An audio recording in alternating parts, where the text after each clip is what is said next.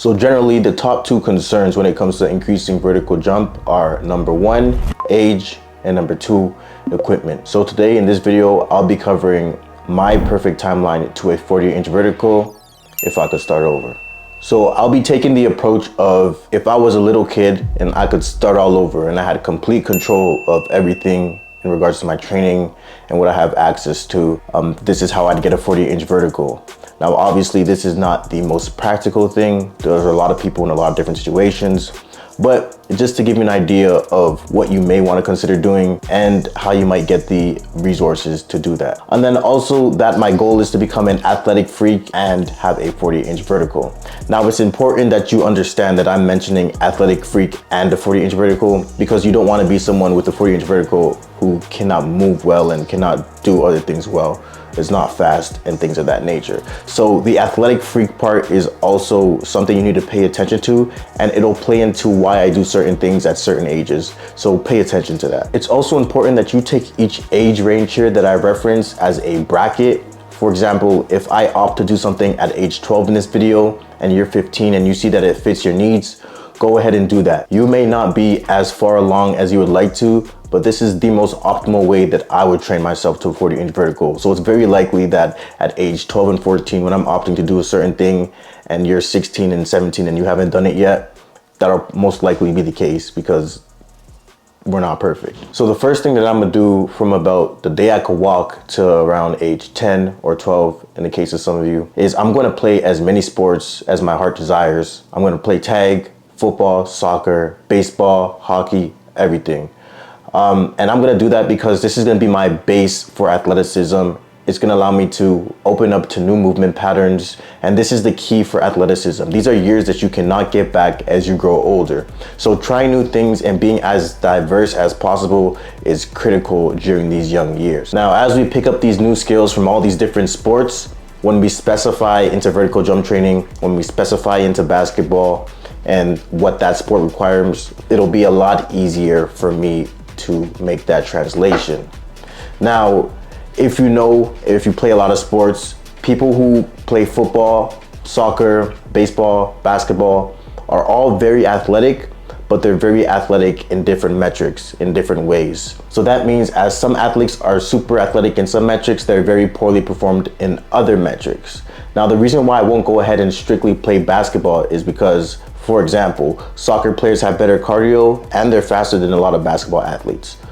I want to take that and bring it to my sport of basketball. Football players are stronger and they're more aggressive. I want to take that and bring it to my game of basketball. I want to take the best athletic traits from each sport and bring it into basketball. And then as I specify on vertical jump training, I'll be a better, well-rounded athlete and not just a high jumper. So that's generally the childhood before the age of 12, playing a bunch of sports, playing tag, getting outside, being active, and possibly, if I have the opportunity, jumping around on the trampoline because I want to get used to being in the air because I'm on my way to a 40-inch vertical, obviously. So age 12 to 14 is where the training becomes the most specific it'll ever become, I would say, in like the rest of my life.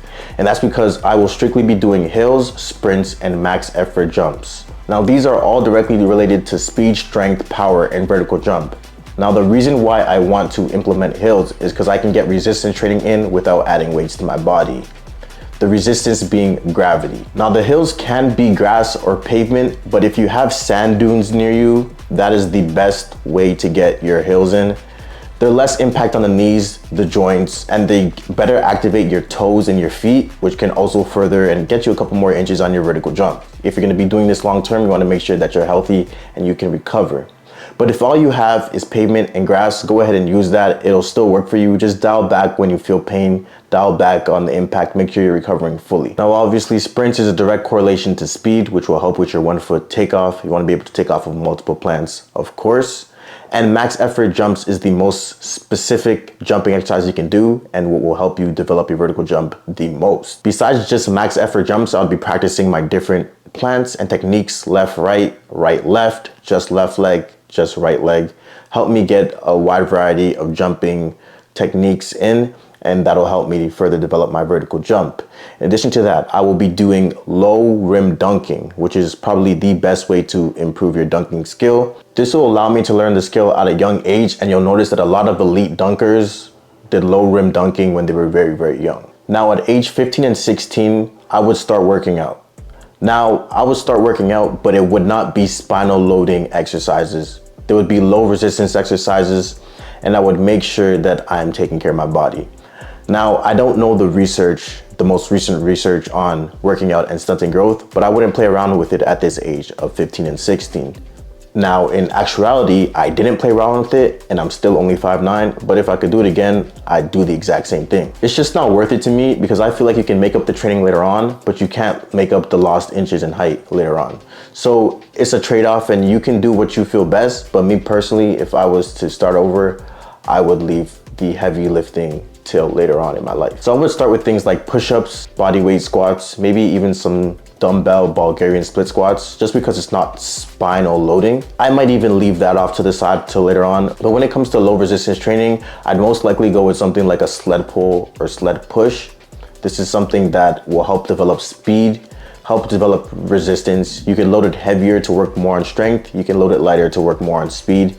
It's very versatile, and I think at age 15 to 16, this is something I would utilize the most. And something that I want you to understand is that at this age, I will still be doing hill sprints and sprinting and all the stuff that I was doing prior, max effort jumps, because I want you to understand as a whole, these are like adding tools to the toolbox. It's not like exchanging your tools.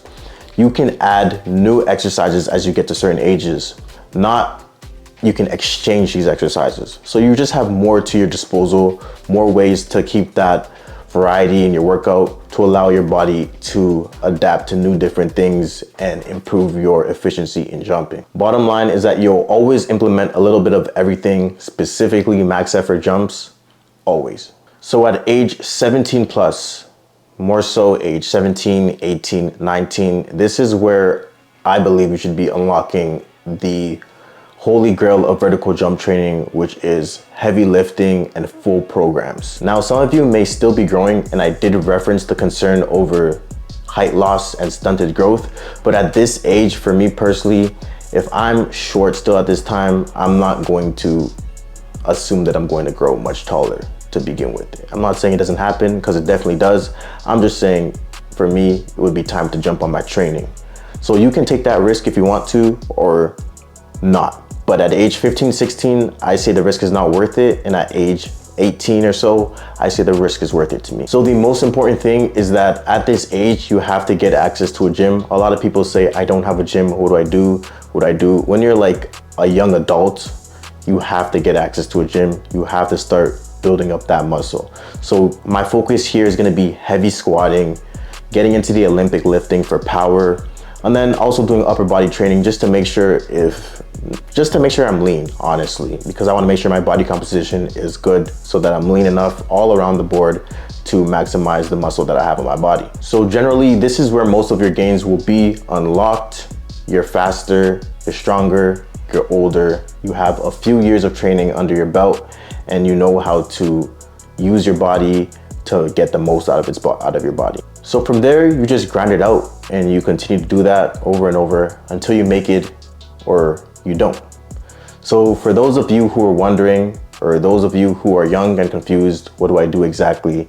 Or those of you who do not have access to equipment, because I do get some emails, I do get some comments about those of you from India or the Philippines, other parts of the world that don't have the equipment or the access to certain things, how I would go about getting my vertical jump, or more specifically, the perfect timeline to a 40-inch vertical jump. If I could start over, this is it. So yeah, I'm Jiggy Hills, and I'm out. Now, just to speak a bit more on those of you who don't have as much equipment, I'm gonna be honest, it's a very difficult situation to be in, and it's super unfortunate. But you have to persevere. You have to try your best and make do with what you got. Try your best. If you don't have a gym, try to make your own weights at home. If you don't have access to a court, you have to get access to a court somehow. If you have to walk 5 miles to do that, unfortunately, you gotta walk 5 miles to do that. If it's really what you wanna do, if this is really what you wanna grind for, you have to make a way. There's always a way. So you gotta keep grinding, keep persevering, and work hard towards what you wanna do. Now, as you can see in this video, there are a number of ways to increase your vertical that don't involve weights or a court or anything. You can make do with your environment. It's very much possible to become an athletic freak, to develop your skills, to do whatever you wanna do with what you have. You know, you're not the first person to be in your situation, and you definitely won't be the last. So do your best with what you got, and I wish luck for all of you.